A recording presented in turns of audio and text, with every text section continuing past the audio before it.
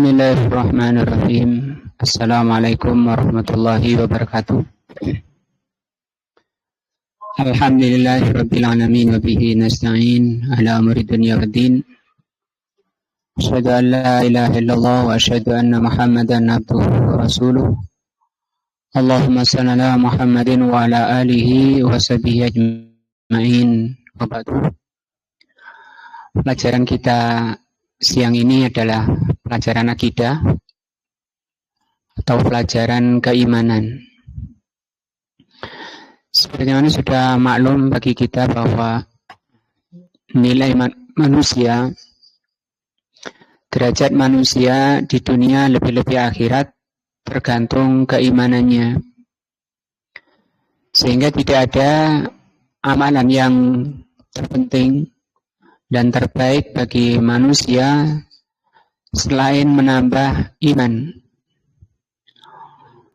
Seseorang akan selalu terdorong untuk menambah iman itu apabila mengerti tentang faidah iman atau buah daripada keimanan.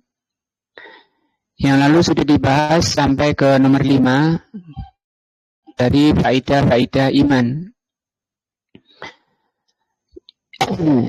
Kemudian kata beliau, lanjutnya sadisan, yang ke-6 dari buah iman. Annal imana yad'u ila ziyadah, bahwa iman itu mendorong seseorang untuk selalu menambah. Karena iman ini merupakan makanan hati, makanan terbaiknya hati, maka ketika seseorang mempelajari ilmu untuk menambah iman, satu ilmu yang dipelajari itu akan mendorong orangnya untuk menambah pelajaran yang lain. Diterangkan oleh ulama seperti kalau orang makan,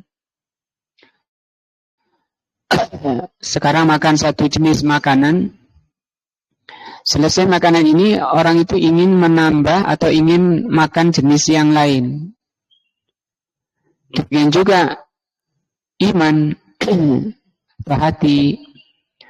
Ketika seseorang memahami satu ayat untuk menambah iman, maka itu akan menyeru imannya tersebut untuk menambah. Min ulumihi wa a'malihi, baik secara ilmu maupun amalannya. Al-zahirati wal batinati, baik yang zahir maupun yang batin. Sabian, yang ke-7. Annal mu'mina, bahwa orang mukmin, bila orang beriman kepada Allah, wa bikamalihi, dan beriman dengan kesempurnaan Allah, wa idhamatihi, dengan keagungan Allah, wa kibriyaihi, kebesaran Allah, wa majdihi, kemurahan Allah, a'zamun nasa atau a'zamun nas yakinan, dialah orang yang paling yakin. Orang yang paling yakin dengan Allah itu adalah orang yang paling beriman kepada Allah. Sehingga memang tidak ada pelajaran terpenting dari semua pelajaran selain mempelajari tentang Allah, yaitu mengenal Allah. Kalau ditanya orang yang paling mencintai Allah, itu orang yang paling mengenal Allah. Orang yang paling bertakwa kepada Allah adalah orang yang paling mengenal Allah. Orang yang paling rajin beribadah, orang yang paling mengenal Allah. Tumakninatan, dan orang yang paling tumakninah, orang yang paling tenang jiwanya, yang disebut dengan surga dunia. Itu adalah orang yang paling beriman kepada Allah. Bertawakkulan ala Allah, dan paling bertawakal kepada Allah. Wasiqatan, paling percaya kepada Allah. Jadi ini bertingkat keyakinan seseorang, ketenangan seseorang bertingkat tawakalnya seseorang pada Allah bertingkat, kepercayaannya juga bertingkat tergantung sejauh mana dia mengenal Allah Azza wa Jalla.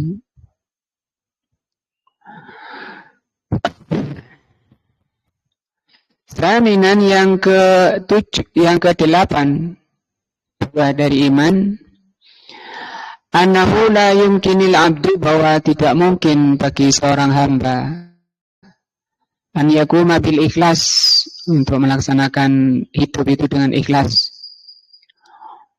lillahi wa li ibadihi, mau ikhlas kepada Allah dalam beribadah maupun ketika dengan hambanya, berhubungan dengan hambanya, wa nasihatihim ala wajhil kamal, dengan cara yang sempurna, illa bil iman, kecuali dengan iman. Artinya semakin tinggi iman seseorang akan semakin ikhlas, dan semakin ikhlas semakin tinggi pahalanya. Tasian yang ke-9, annal muamalati, bahwa muamalah hubungan sesamanya, bainal khalqi, muamalah dengan makhluk, la tatimmu wa la takumu, tidak sempurna dan tidak bisa terlaksana, illa ala sidqi, kecuali di atas kejujuran. Ya, tidak sempurna muamalah seseorang, hubungan seseorang dengan saudaranya, kecuali dengan kejujuran. Wa nushu, dan nus itu menasihati dirinya, hati-hati. Wa adamul ghis, tidak ada tipuan, tidak menipu. Orang yang menipu, suka menipu saudaranya, itu disebabkan karena iman, karena permasalahan iman. Wala yakumu bidzalika haqiqatan illa al-mu'minun, tidak bisa melaksanakan itu kecuali orang-orang yang beriman. Makanya kalau cari karyawan misalnya, atau orang yang mau dipercaya, standarnya harus iman. Nah, karena iman ini yang bisa mengendalikan dari sifat-sifat jelek. Nah, seperti ghis yang beliau sebut di sini. Asyiran yang ke-10 buah dari iman. Anna imana, bahwa keimanan akbaru aunin, paling besarnya penolong, ala tahammulil masyaqqat, paling besarnya penolong bagi manusia, untuk manusia itu menanggung beratnya ujian. Masyaqqat itu berat, ya. Sesuatu yang berat itu bisa ringan dengan apa? Dengan iman. Nah, misalnya sakit, itu masyaqqat berat, sakit itu. Tapi dengan iman bahwa sakit itu memang ujian dari Allah dalam rangka untuk mengampuni dosa-dosanya, dalam rangka untuk menaikkan derajatnya, dalam rangka untuk memberi pahala sabar dan ridho, maka dia berharap imanan wahtisaban, iman dan ihtisab. Ihtisab mengharap pahala dari Allah. Karena pahala dari Allah itu malah yang terbesar, itu dari sesuatu yang gak enak. Nah, kalau dapat uang misalnya 1 juta, itu mungkin dia dapat pahala sedekah. Itu kalau sedekah. Atau mensyukuri nikmat. Mensyukuri nikmat itu kalau dia belanjakan hartanya di jalan yang diridhoi oleh Allah. Tapi kalau sakit, nah itu tadi, diampuninya dosa-dosa, itu yang terpenting. Dinaikkan derajatnya juga sangat penting. Wal qiyamu bi aba'i ta'at, dan penolong seseorang untuk bisa melaksanakan ketaatan dengan sempurna, itu adalah iman. Karena tidak ada iman, maka tidak ada semangat dalam beribadah. Karena iman inilah yang menjadi pendorongnya, bahkan menjadi ruhnya. Ruh ibadah itu iman. Nah, Wa tarkul fawahish, paling besarnya penolong seseorang meninggalkan kemaksiatan, kedurhakaan kepada Allah juga iman. Terutama iman kepada Allah. Iman kepada Allah akan memunculkan yang namanya muraqabah. Muraqabah, merasa diawasi, itu buah dari pemahaman terhadap nama Allah Raqib atau Ar-Raqibu atau Raqibun. Apa Raqib? Yang maha mengawasi. Buahnya muraqabah itu buah daripada nama Allah Raqib, Alim, Sami, Basir, Qadir. 5 nama ini ketika seseorang memahami dengan benar, maka akan menghasilkan yang namanya muraqabah. Muraqabah sehingga dia tidak berani, dia muncul rasa takutnya kepada Allah. Karena Allah maha melihat. Dia yakin Allah maha mendengar. Dia yakin Allah maha mengetahui, alim. Allah maha qadir, maha kuasa. Nah, maka muncul rasa takutnya dari hati, dari nama-nama Allah tersebut. Sehingga dia terselamatkan. Dan itu kata para ulama, kata Imam Asy-Syinkiti, para ulama itu sepakat bahwa muraqabah atau al-khauf minallah, rasa takut kepada Allah itu a'zamu zawajir atau a'zamu zajir, paling besarnya zajir, sesuatu yang menghalangi manusia dari kemaksiatan. Seperti yang dicontohkan dalam hadis, ada 7 golongan yang dilindungi oleh Allah pada saat tidak ada perlindungan kecuali Allah. Di antaranya adalah seorang laki-laki yang digoda wanita cantik, wanita terpandang, kemudian dia menggoda, kemudian dia tolak dengan mengatakan apa? Ini akhafullah, semuanya aku takut kepada Allah. Dan juga anak-anak muda sekarang yang atau anak tua juga, ya, orang tua digoda oleh syahwat di HP-nya. Yang lagi melihat perempuan mujahir, apa mujahirah? Namanya mujahirah. Mujahirah apa? Apa artinya mujahirah? Mujahirah orang yang terang-terangan melakukan kemaksiatan.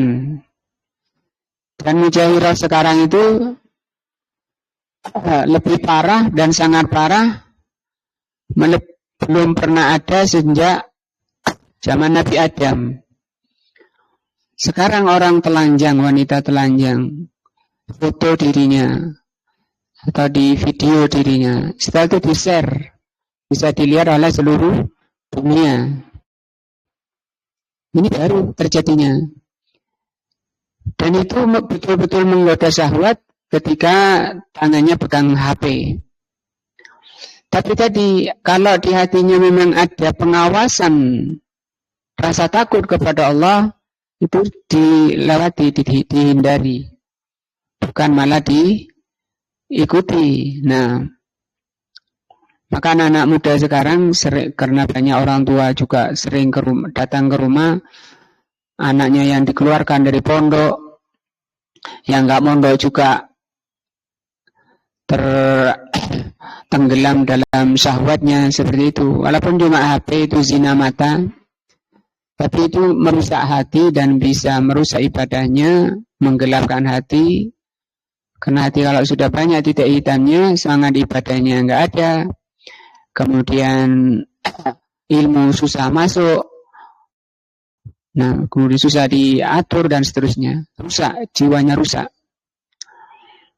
Maka untuk menyelesaikan itu tidak ada lain kecuali muraqabah. Itu sudah sepakat para ulama. Muraqabah jadi muncul rasa khauf kepada Allah. Dan juga dicontohkan oleh Nabi Yusuf ketika digoda oleh Zulaikha. dia muncul rasa takutnya karena kenal kepada Allah. Kalau nggak kenal nggak takut. Nah, ma'adzallah, kata Yusuf, aku berlindung kepada Allah. Setelah itu Nabi Yusuf lari. Kalau sekarang HP-nya mungkin ditaruh HP-nya atau lari dari apa yang tadi lewat. Nah, allati fin nufusi da'in qawiyyin ila fi'liha. Iman itu merupakan paling besarnya penolong bagi seseorang untuk meninggalkan kemaksiatan. Yang kemaksiatan itu mempunyai dorongan yang sangat kuat di dalam jiwa. Jadi di dalam jiwa atau nafsu, dorongan nafsu itu sangat kuat mendorong orangnya untuk melakukan perbuatan maksiat tersebut. Fala tatimu hadhil umur illa biquwatil iman. Maka ini tidak bisa terselesaikan kecuali dengan menguatkan iman. Maka kembali lagi seseorang bisa berjalan dengan baik menuju Allah itu kalau muncul kecintaannya kepada Allah dan rasa takutnya kepada Allah. Kembali lagi ke makna iman. Ini sedikit mukadimah dari pelajaran kita, pentingnya buah iman. Sekarang kita kembali ke pelajaran usul salafah. Kita sudah sampai kepada makna macam-macam ibadah. Nah, yang ibadah itu hanya untuk Allah Azza wa Jalla. Beliau mengatakan, Syekh Muhammad rahimahullah, wa anwa'ul ibadati allati amara Allah biha. Nah, mithlu al-islami wal imani wal ihsan. Nah, permisalan atau di antara bentuk ibadah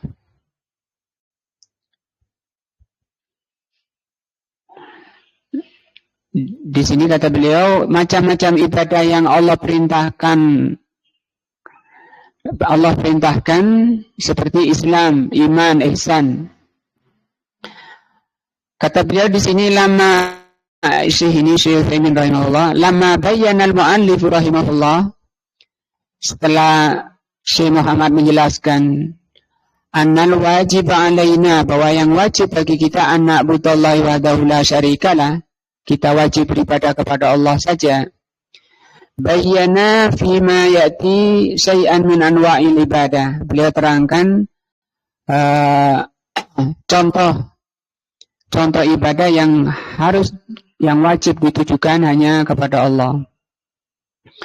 Wa anwa'ul ibadati mithlul Islam wal iman wal ihsan. Di antaranya Islam, iman dan ihsan. Wa hadhihi thalathatu, dan tiga ini Islam, iman dan ihsan, yadin, ini adalah ad-din. Ad-din itu rukunnya tiga, yaitu Islam, iman dan ihsan. Ad-din sendiri maknanya apa? Amalan atau ajaran. Karena din itu maknanya dua. Yang pertama itu balasan, maliki yaumiddin, yang memiliki hari pembalasan. Yang kedua, din itu adalah amalan. Seperti ini.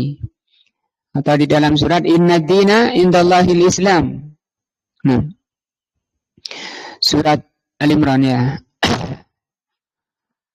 Kama jaa dzalika fima rawahu Muslimun. Sebagaimana ini diterangkan dalam hadis yang diriwayatkan oleh Imam Muslim, bahwa rukun din itu tiga, Islam, iman dan ihsan. Min hadis Umar ibn al-Khattab radhiyallahu an, hadis dari Umar radhiyallahu an qala. Hadis ini sangat ma'ruf sampai ada ulama menulis kitab khusus hadis ini, hadis Umar ini. Nah, pentingnya pelajaran di hadis ini. Beliau mengatakan bainama nahnu inda Rasulillah, ketika kami sedang di sisi Rasulullah sallallahu alaihi wasallam, zata yaumin, pada suatu hari, Tal'a alaina rajulun shadidu bayadi thiyab. Kemudian muncul seseorang yang sangat putih pakaiannya. Di sini diterangkan di syarah hadisnya, awal-awal ini menjelaskan tentang adab thalabul ilm, adab menuntut ilmu. Ditunjukkan oleh Rasulullah dan gurunya. Nah, apa yang pertama? Syadidu bayadis thiyab. Pakaiannya sangat putih. Ya, putih memang pakaian yang paling dicintai oleh Rasulullah. Pakaian paling dicintai Rasulullah adalah putih. Tapi yang lain bukan berarti tidak boleh. Tapi yang terpenting adalah bagus. Tidak baunya bau dipakai untuk taklim misalnya. Itu menyelisih adab thalabul ilm. Syadidu sawadi syari. Rambutnya sangat hitam. Ini juga penampilan dijaga, terutama ketika taklim yang bagus disisir. Nah, ini bisa dibaca di syarah hadisnya ini. Disebutkan di sini tentang bagaimana gurunya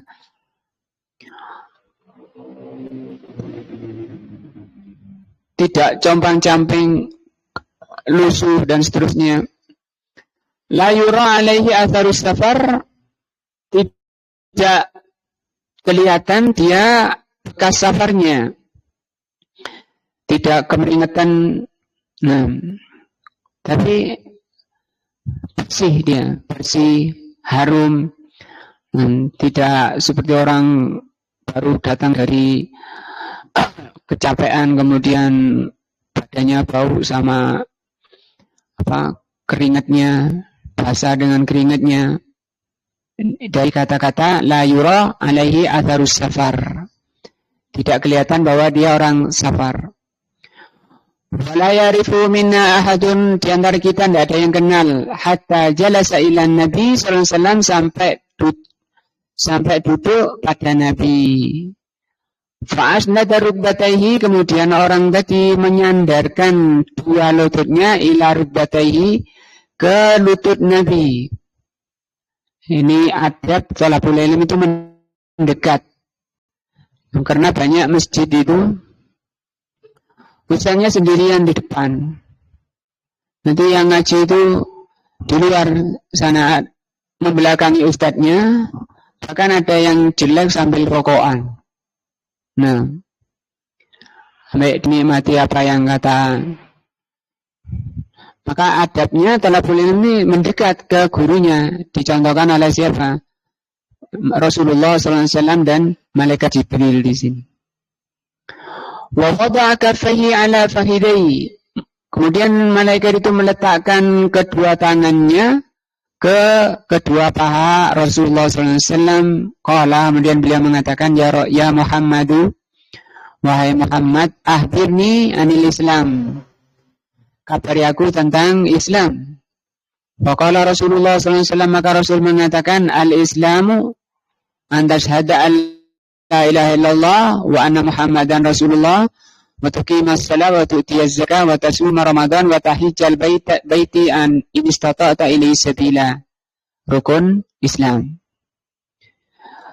Qala sadaqta, maka malaikat Jibril itu mengatakan, engkau benar.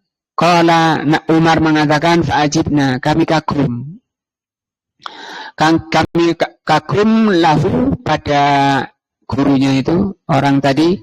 Yas'aluhu wa yasaddaqahu, dia bertanya dan dia yang membenarkan. Qala fa'adirni anil iman, orang itu tanya lagi, kabari aku tentang iman. Qala antu'mina billahi wa malaikatihi wa kutubihi wa rusulihi wal yaumil akhiri wa tu'mina billahi wa tu'mina bil qadari khairihi wa syarrihi. Rukun iman disebut sampai iman kepada takdir. Qala, gurunya mengatakan sadaqta. Wa qala fa'akhbirni anil ihsan, kabari aku tentang ihsan. Qala anta abudallah ka'annaka tara. Ihsan itu, kata Rasul SAW, engkau beribadah kepada Allah seakan-akan engkau melihat Allah. Tapi ini melihat dengan hati. Dan itu tidak bisa kalau orang itu lemah ilmunya tentang Allah. Tidak mengenal Allah Azza wa Jal. Maka pelajaran terpenting adalah pelajaran mengenal Allah melalui Asmaul Husna wa Sifatul Ula. Nah, sehingga dia bisa beribadah seakan-akan melihat Allah. Ini juga muraqabah ini maknanya. Muraqabah, merasa diawasi, merasa dilihat. Sehingga muncul cintanya dalam beribadah, dalam sholat, sangat senang dalam sholat. Nah, sehingga sholatnya menjadi penyejuk hatinya.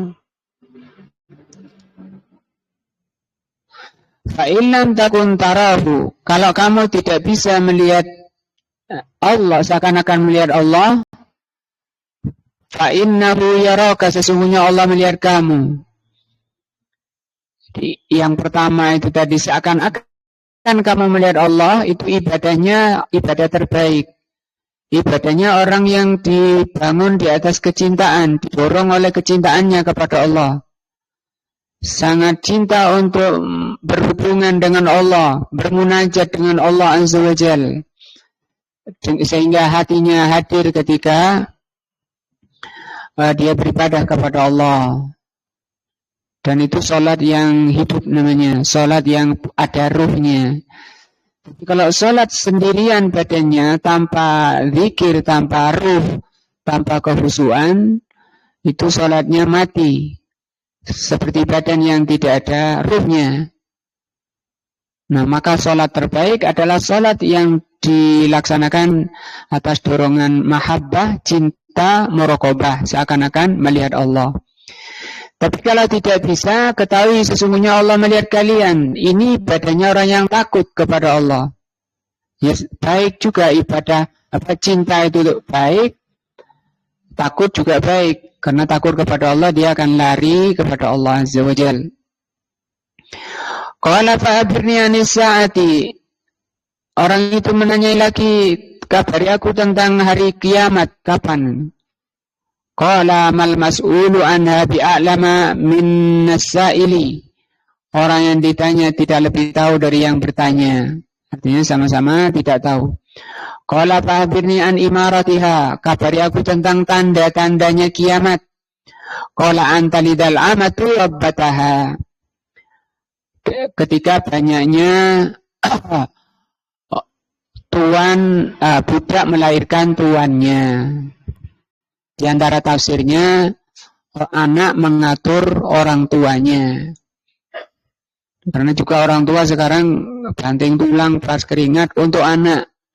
Sehingga apapun yang diminta oleh anak, asalkan anaknya bahagia, senang, dituruti.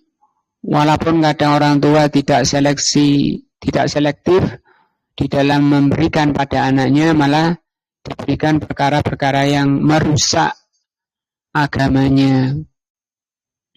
Dan zaman sekarang tidak bisa dipungkiri yang paling merusak iman itu adalah HP. Terutama anak-anak muda yang dikatakan oleh Abdullah ibn Mas'ud, as-sababu ba'dun minal junun. Masa muda itu bagian dari kegilaan. Banyak didorong, banyak dikuasai oleh nafsunya, oleh syahwatnya. Makanya di antara yang 7 golongan dilindungi itu anak muda yang rajin belajar. Yang lainnya sibuk sama HP, dia malah tidak seperti yang lain. Nah, wa antara al-hufat al-urat al-alata ri'a asyah yatatawaluna fil bunyan. Di antaranya lagi, jadi banyaknya anak melawan orang tua. Sekarang kan banyak orang tuanya dibunuh. Bukan hanya dimarahi, dibentak. Nah, minta HP nggak dibelikan, dibunuh orang tuanya.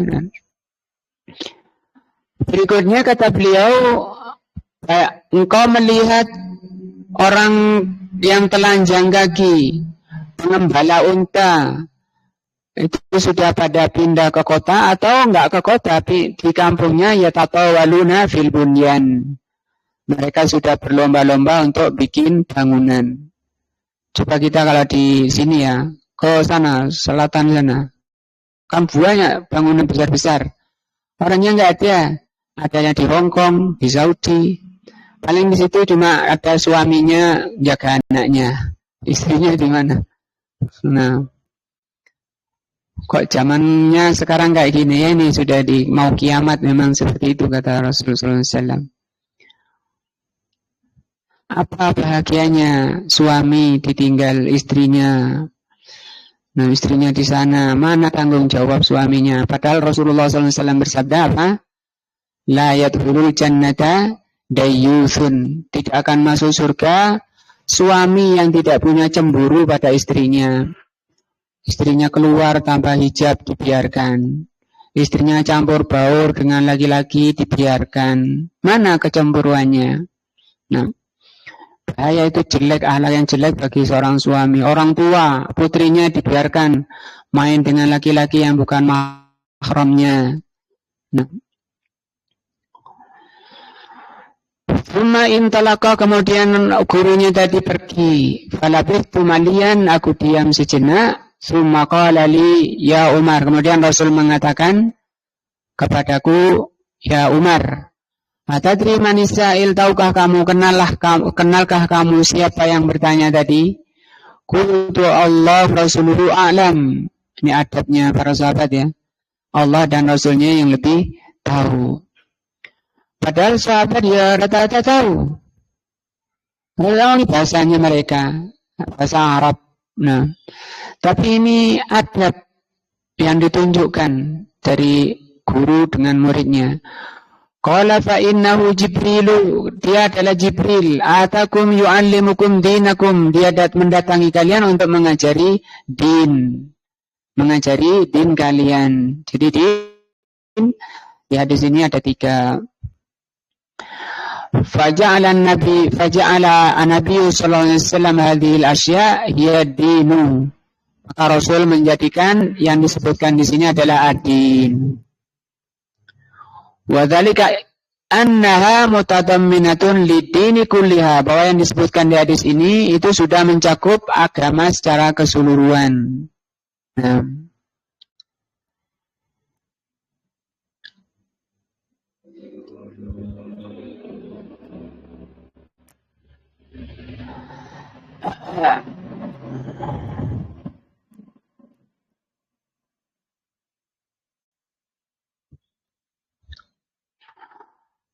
jadi macam-macam ibadah yang diperintahkan untuk ikhlas karena Allah adalah Islam, iman, dan ihsan. Ya. Wa minhu, dan di antara bentuk ibadah ad-du'a wal khauf, takut, wal raja, wa tawakkul, wal raubah, wal rahbah, wal khusyu', wal khasyah, wal inabah, wal isti'adah, wal isti'anah, wal isti'adah, wal istighatsah, wal dzabhu, wan nadru, wa ghairu dzalika min anwa'il ibadati allati amara Allah biha kulluha lillahi ta'ala. Yang semuanya mulai dari Islam sampai ke nadar, semuanya Allah perintahkan hanya untuk Allah. Wa dalilu qauluhu ta'ala, dalilnya adalah wa annal masajida lillahi fala tad'u ma'allahi ahadan. Sesungguhnya masjid-masjid itu milik Allah, jangan engkau menyeru dengan sesuatu bersama Allah. Faman sarafa minha syai'an li ghairillah, barang siapa memalingkan ibadah tadi pada selain Allah, fahuwa musyrikun kafirun, maka dia musyrik kafir. Dalilu qaulu ta'ala, dalilnya firman Allah, wa may yad'u ma'allahi ilahan akhara la burhana lahu bihi fa innama hisabuhu inda rabbih innahu la yuflihul kafirun. Nah, barang siapa menyeru bersama Allah dengan sesembahan selain Allah tanpa burhan, maka itu hisabnya di sisi Allah. Innahu la yuflihul kafirun, bahwa dia tidak akan beruntung, tidak akan berbahagia orang-orang kafir. Nah,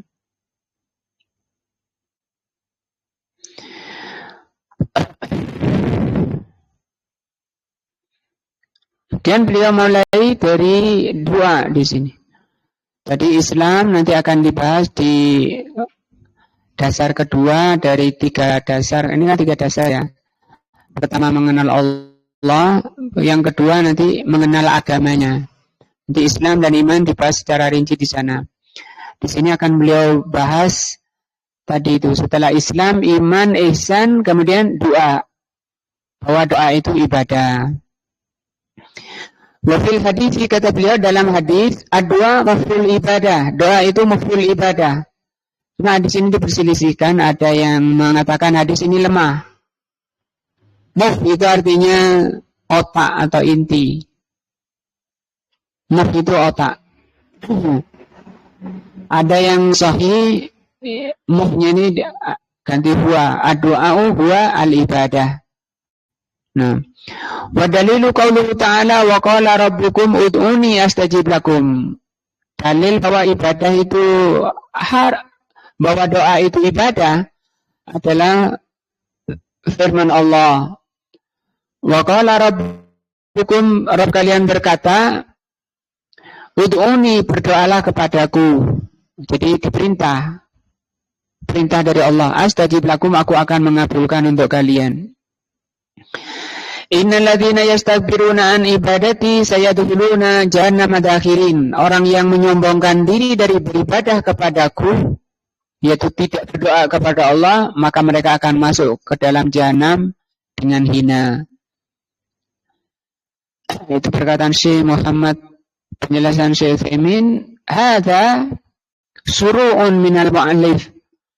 Ini adalah penjelasan dari mu'allif Syekh Muhammad bin Abdul Wahab fi adillati anwa'il ibadah, tentang dalil-dalil macam-macam ibadah. Alladzi dzakaraha wa anwa'ul ibadati allati amara Allah biha mithlul Islam. Itu tentang perkataan beliau di atas tadi. Fa bada rahimahullah bi dzikril adillati ala du'a. Maka dimulai penjelasan dalil tentang ibadah doa. Bahwa doa itu ibadah. Wa sayati insyaallah tafsilu adillatil Islam wal iman wal ihsan, tentang dalil Islam, iman dan ihsan nanti akan dibahas di dasar kedua. Mustadallal mu'allifu bima rawaya 'anin Nabi sallallahu alaihi wasallam annahu qala ad-du'a maf'ul ibadah. Beliau mengatakan bahwa bawakan hadis ini. Di sini kata beliau haditsun gharib min hadzal wajhi, atau masuk ke dhaif. Maka yang benar ad-du'a huwa al-ibadah. Juga berdasarkan firman Allah, wa qala rabbukum ud'uni astajib lakum innal ladzina yastakbiruna an ibadati sayadkhuluna jahannama dakhirin. Fadallatil ayatu, kata Syekh, ayat ini menerangkan, menunjukkan ala anna doa, bahwa doa itu dari ayat tadi ya, bahwa doa itu minal ibadah, termasuk ibadah. Nah, yang tidak boleh dipalingkan pada selain Allah, karena banyak muslimin berdoa pada selain Allah, minta pada selain Allah. Mungkin yang paling jauh ada yang minta di batu-batu besar, di kayu-kayu besar, ada yang minta ke penghuni kubur.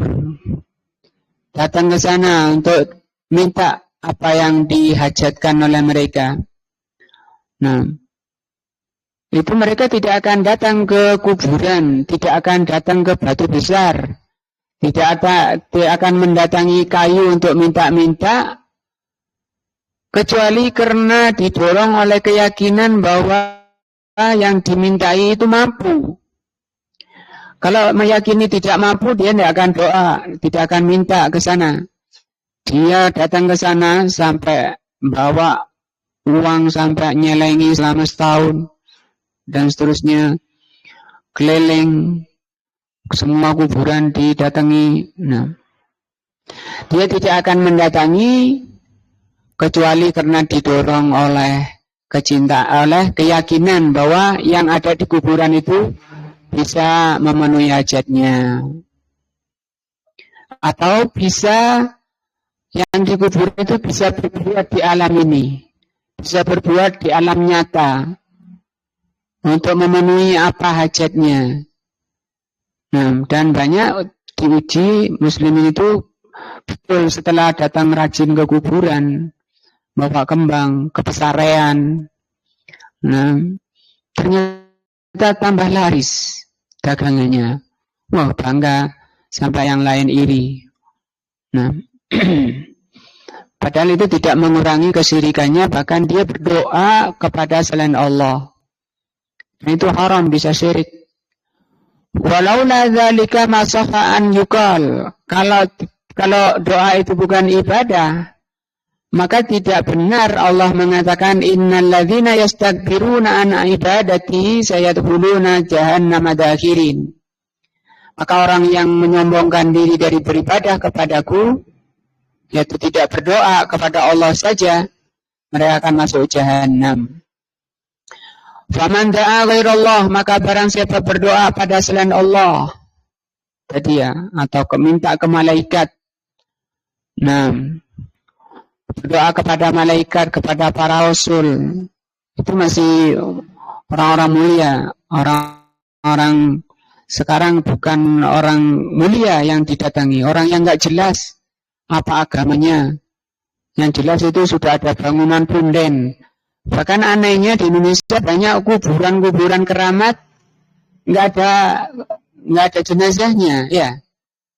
Padahal dia cuma dipakai untuk cari fulus, cari uang. Nah, tapi banyak orang ke sana dan sudah banyak yang sukses katanya. Semenjak sering ke sana, rajin ke sana. Kan takut kalau enggak ke sana itu kualat. Sehingga dia nyelengi betul hasil dari perdagangannya untuk bisa datang rutin ke sana. Nah, faman da'a ghairallah, barang siapa berdoa pada selain Allah bisyai'in, minta kepada Allah sesuatu, la yaqdiru alaihi illallah, yang tidak mampu mengabulkan kecuali Allah, fahuwa musyrikun kafirun.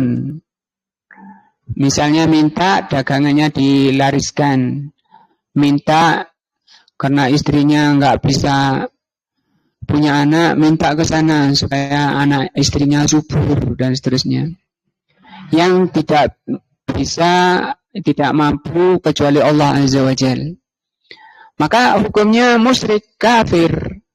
Sawa'un kanal mad'u hayyan, apakah yang dimintai itu hidup, au maitan, atau sudah mati, itu musyrik, kafir. Maka kalau mendatangi orang soleh, itu jangan minta, jangan meyakini orang solehnya itu bisa mengabulkan, bisa memberikan hajatnya. Kalau ke sana minta tolong supaya dibantu berdoa kepada Allah, itu tidak apa-apa. Karena dia tidak berdoa pada orang, tapi minta tolong agar dibantu mendoakan. Nah, itu enggak apa-apa, masuk ta'awun 'alal birri wat taqwa. Wa man da'a hayyan, barang siapa yang minta kepada yang hidup, bima yaqdiru alaihi, berdoa pada yang hidup atau meminta pada yang hidup perkara yang mampu, mithlu, seperti an yakula ya fulan, wahai fulan, it'imni atau at'imni, beri aku makanan itu. Ya fulan askini, wahai fulan, minuman itu tolong berikan aku. Fala syai'a fi, yang demikian tidak apa-apa karena ini mampu dilakukan oleh orang. Wa man da'a maitan, tetapi barang siapa yang minta kepada mayit, au ghaiban, atau tidak ada, orangnya tidak ada.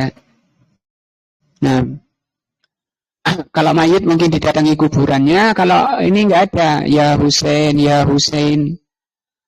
memanggil Husain, cucu anak daripada Ali radhiyallahu anhu, untuk istighotsah dengan Husain. Tidak tahu di mana kuburannya. Banyak kuburannya di Baghdad dan di Mesir, banyak bikin kuburan-kuburan para wali.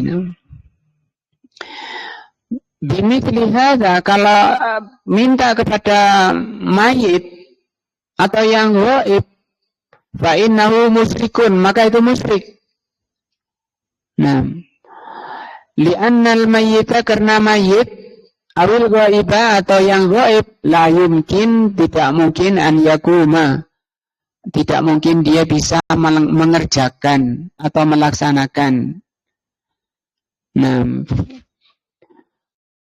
fadu'a'uhu, maka doanya dia iyahu kepada yang mati, mayit tadi, pada penghuni kubur atau yang ghaib, yadullu ala annahu, itu menunjukkan kenapa dia berani minta pada yang mati atau pada yang ghaib. Yadullu ala annahu ya'taqidu, menunjukkan bahwa dia meyakini annalahu tasarrufan, bahwa yang mati itu bisa berbuat atau yang ghaib itu bisa berbuat fil qaumi, di alam ini. Fayakunu bidzalika musyrikan, sehingga orangnya disebut musyrik. Wa'lam, maka ketahuilah anna du'a naw'an, bahwa doa itu ada dua. Doaul mas'alah wa doa'u ibadah. Doa masalah, permohonan atau tolab, dan doa ibadah. Fadu'aul mas'alah, doa masalah, apa itu? Huwa doa'ut tolab. Doa masalah itu sama dengan doa tolab. Masalah itu permintaan. Tolab itu juga permohonan. Ai talabal hajat, dia meminta untuk terpenuhinya hajat. Wa huwa ibadatun, dan ini ibadah. Minta itu juga ibadah. Nah, wa huwa ibadatun idza kana minal abdi li rabbih. Ini termasuk ibadah. Doa talab ini masuk ibadah kalau dari hamba kepada Rabb-nya. Li'annahu, karena meminta itu yatadamanul iftiqar ilallah azza wa jal wallaju ilaihi, karena berdoa kepada Allah itu mengandung iftiqar, dari kata fakir, apa? Merasa butuh kepada Allah azza wa jal dan berharap hanya kepadanya.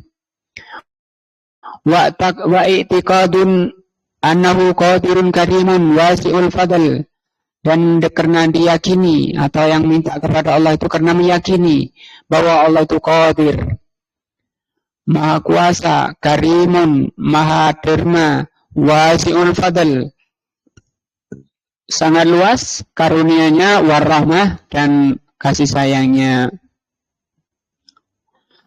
Wa yajuzu idza sadara minal abdi limithlihi minal mahlukin.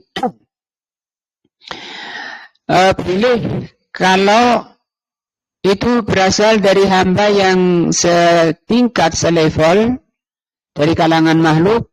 Idza kana al-mad'u yaqilu du'a, kalau yang diminta itu faham doanya. Wa yaqdiru, dan mampu. Seperti tadi minta diambilkan makanan. Nah, dia faham dan mampu. Alal ijabah, mampu untuk memenuhi. Kama sabaka fi qaulil qail, ya fulan it'amni, seperti perkataan wahai fulan ambilkan aku makanan. Itu boleh seperti itu. Tahu makanan itu kayak apa, tahu minuman itu kayak apa, dan dia mampu. Tidak seperti orang yang mau tenggelam minta tolong ke orang yang nggak bisa renang. Itu kan tahu renang, apa tahu dia butuh pertolongan, tapi dia nggak mampu. Nah, itu juga nggak boleh. Ngapain dia nggak mampu? Wa amma du'aul ibadah, adapun doa yang kedua, bukan doa tadi apa? Masalah. Bi an yata'abbada bihil lil mad'u, yaitu beribadah dengan yang dimintai, talaban li thawabihi. Kalau tadi meminta dipenuhi hajatnya, kalau doa ibadah itu dia lakukan doanya itu dalam rangka talaban li thawabihi, dalam rangka ingin pahala.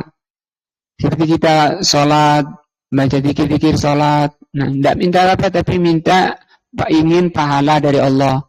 Wa khaufan, dan karena takut min iqabi, dari siksa Allah. Wa hadza la yasihu li ghairillah, dan ini tidak sah ditujukan pada selain Allah azza wa jal. Wa sarafahu, dan barang siapa memalingkan ini Liwairillah pada selain Allah syirkun akbarun, itu syirik besar. Mukhrijun anil millah, dan keluar dari agama. Nah, wa alaihi an yaqa'al wa'id, maka dia akan terkena ancaman Allah azza wa jal, yakni innal ladzina yastakbiruna an ibadati sayadkhuluna jahannam madakhirin. Jadi ini macam penjelasan tentang bahwa doa itu ibadah, tidak boleh dipalingkan pada selain Allah azza wa jal. Barang siapa yang memalingkan maka bisa keluar dari Islam. Dan doa ada dua, doa masalah dan doa ibadah. Nah, mudah-mudahan menambah iman kita dan takwa kita kepada Allah azza wa jal.